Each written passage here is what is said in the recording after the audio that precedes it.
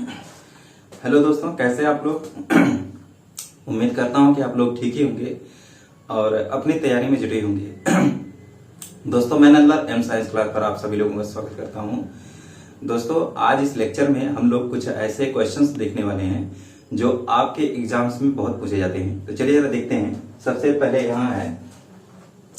पहले हम नियम देखेंगे और उस पर बेस्ड क्वेश्चन देखेंगे। तो नियम की बात अगर मैं करूं, नियम ये है कि मान लीजिए आपसे कहा गया, यहां ये अंदर आपको लिखा है x और प्लस का यहां अंडर रूट एक्स प्लस का फिर से यहां क्या है अंडर रूट में x, और ये कहानी कहां तक चलनी है, अनंत तक चलनी है, इन्फिनिटी तक चलनी है।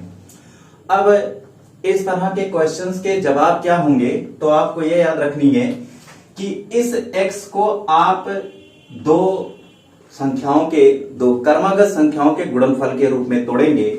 यानी कि x इज इक्वल टू क्या करना है, दो कर्मागत संख्याओं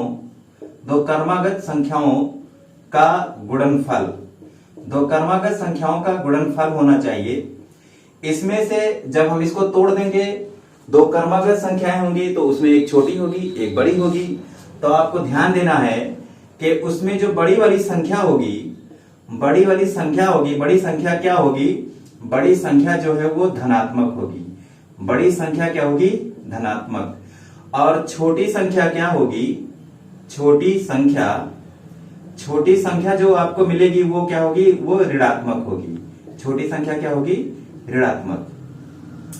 अब वहां जरा देखेंगे आपको जवाब क्या देना रहेगा। तो अगर बड़ी संख्या दी रहेगी तो बड़ी वाली संख्या सही रहेगी, और अगर छोटी संख्या ऋण के साथ दी रहेगी तो वो भी सही रहेगा। लेकिन अगर दोनों रहेंगे तो दोनों सही होंगे। इस तरह से आप इसका जवाब देंगे। हम जरा इसका एग्जाम्पल देखते हैं। एग्जाम्पल इस साइड में देखते हैं। इसका उदाहरण क्या है कि मान लीजिए आपको दे दिया गया है, यहाँ क्वेश्चन है, क्वेश्चन नंबर 1। अगर हम बात करें कि यहां लिखा है, मान लीजिए कि 12 प्लस क्या है अंडर रूट में यहां 12 प्लस क्या है फिर से अंडर रूट 12। याद रहे ये कहानी जो है वो अनंत तक चलनी चाहिए और यहां सबके सब क्या होने चाहिए, प्लस होने चाहिए। तब आप इसका जवाब कैसे देंगे, तो जवाब देने का सिर्फ इतना ही करना है आपको। ये जो अंदर वाली संख्या है आप इसको तोड़ दीजिए। किस रूप में तोड़ना है, तो 12 को दो कर्मागत संख्याओं के गुणनफल के रूप में तोड़ना है। वैसे तो जरा देखेंगे कि 2 और 6 का गुणा भी 12 होता है, 12 का 1 से गुणा कराएंगे तब भी 12 होता है। लेकिन 12 और 1 कर्मागत नहीं है। 6 और 2 जो है वो भी आपके कर्मागत नहीं है। तो 12 के कर्मागत गुणनखंड कौन कौन मिलेंगे, तो आप देखेंगे कि यहाँ अगर हम 3 गुणा 4 करते हैं तो ये क्या है, 3 के बाद 4 आता है, तो ये कर्मागत संख्याओं का गुणनफल है। अब इसमें आंसर क्या होगा, आंसर की जब हम बात करेंगे, आंसर में आपको क्या मिलना चाहिए, आंसर इसका क्या होगा, तो आंसर इसका होगा पहले तो 4 होगा। पहले क्या होगा, 4, क्योंकि बड़ी संख्या, ये क्या है, बड़ी संख्या है। बड़ी संख्या कैसी होनी चाहिए भाई, बड़ी संख्या जो है आपकी धनात्मक होनी चाहिए। और जो छोटी संख्या है, चलिए इसको यहां लिख देते हैं। छोटी संख्या कैसी होनी चाहिए, छोटी संख्या जो है वो ऋणात्मक होगी। कैसी होगी, ऋणात्मक। यानी आंसर क्या होगा, प्लस का 4 और क्या होगा, माइनस का 3।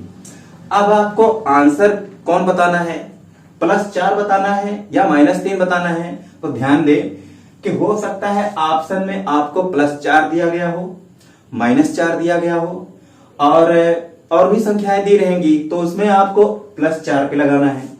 और अगर मान लीजिए ऑप्शन में आपको दिया गया कि माइनस 3 दिया गया है और माइनस 4 दिया गया है, तो सही क्या होगा, माइनस 3 सही होगा। अगर इत्तेफाक से दोनों ही सही आंसर भी आपके ऑप्शन में है तो वहां एक ऑप्शन ये भी होना चाहिए कि दोनों सही हैं, तो इसका मतलब आपको दोनों ही सही करना है। अच्छा, इसका आंसर क्या हो जाएगा, इसका मतलब प्लस का 4 होगा और माइनस का 3।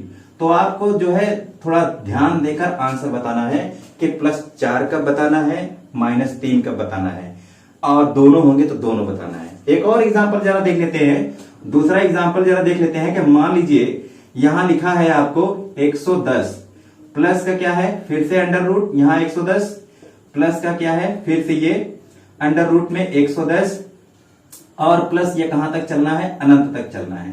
अब इसका आंसर क्या होगा, आप इसका आंसर तुरंत बता देंगे कितना आएगा, आंसर कितना होगा।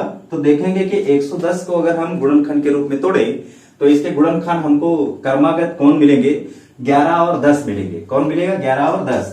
तो 11 क्या होगा आपका धनात्मक होगा और 10 क्या होगा माइनस का होगा। यानी कि इनमें से अगर कोई एक ऑप्शन में है तो वो सही रहेगा, और अगर दोनों ही हैं तो दोनों आपको बोथ लगाना है, दोनों ही जहां दोनों ऑप्शन होंगे वहीं लगाना है। अब जरा देख लेते हैं कि ये प्लस के बजाय जब माइनस हो जाए तब क्या कहानी है इसकी। तो चलिए दूसरा नियम यहां ये हो जाता है, नियम इसी का जस्ट ऑपोजिट है, उल्टा है। क्या, यहां मान लेते हैं अंडर रूट लिखा है यहां x और यहां माइनस है, अंडर रूट फिर से x और माइनस का फिर से अंडर रूट x। इस तरह से ये कहानी चलनी है, और कहां तक चलनी है, अनंत तक, इन्फिनिटी तक चलनी है। अब इसमें आपका आंसर क्या होगा, तो आप याद रखेंगे कि आंसर इसमें क्या होगा, आंसर में दो केस, वही बड़ी संख्या, इसमें बड़ी संख्या क्या होगी, तो इसमें बड़ी संख्या ऋणात्मक होगी, बड़ी संख्या क्या होगी ऋणात्मक, और छोटी संख्या क्या होगी, छोटी संख्या क्या होगी, इसमें आपकी छोटी संख्या जो है वो होगी धनात्मक। क्या होगी, धनात्मक। अब इसका भी जरा एक एग्जांपल देख लेते हैं। इसका वाला एग्जांपल यहां है, मान लीजिए आपको दिया गया है कि 2 हो गए 3, तीसरा एग्जांपल है, तीसरा क्या है कि ये आपको लिखा है अंडर रूट यहां 30 माइनस का अंडर रूट ये आपका फिर से 30 है, और माइनस का फिर से यहां अंडर रूट में 30 है, और माइनस ये कहानी अनंत तक चलनी है। अब इसका जवाब आप कैसे देंगे, तो देखेंगे कि अगर हम सबसे पहले 30 को तोड़ते हैं तो हालांकि 30 के बहुत सारे गुणनखंड मिलेंगे, लेकिन हमको उन्हीं को सिलेक्ट करना है जो इसके क्रमागत गुणनखंड होंगे।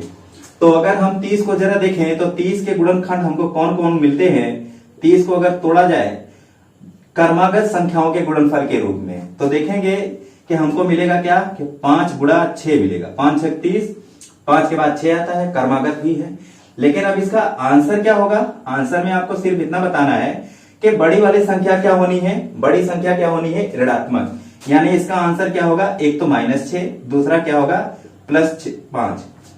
अब आपको आंसर उसी तरह से बताना है कि अगर ऑप्शन में आपको मिल जाए +6, -5 और -6, और भी मान लीजिए कि इनमें से कोई नहीं, तो आपको जवाब क्या देना है, -6 देना है। लेकिन अगर कभी कभार ये होता है कि ये दोनों ही आंसर अगर ऑप्शन में छपे हैं, तो आपको जवाब क्या देना है, जहां भी लिखा रहेगा दोनों, तो ये दोनों ही आंसर इसके सही रहेंगे। तो उम्मीद करता हूं कि ये वीडियो आपको पसंद आई होगी, और अगर ये वीडियो आपको पसंद आई है तो इसको लाइक करें, सब्सक्राइब करें और ज्यादा से ज्यादा शेयर करें। कमेंट बॉक्स में अपनी राय हम तक अवश्य पहुंचाएं, ताकि हम लोग जो है और भी अच्छी वीडियो आप तक पहुंचा सकें। अगली जानकारी के लिए मिलेंगे अगले वीडियो में, तब तक के लिए नमस्कार, धन्यवाद।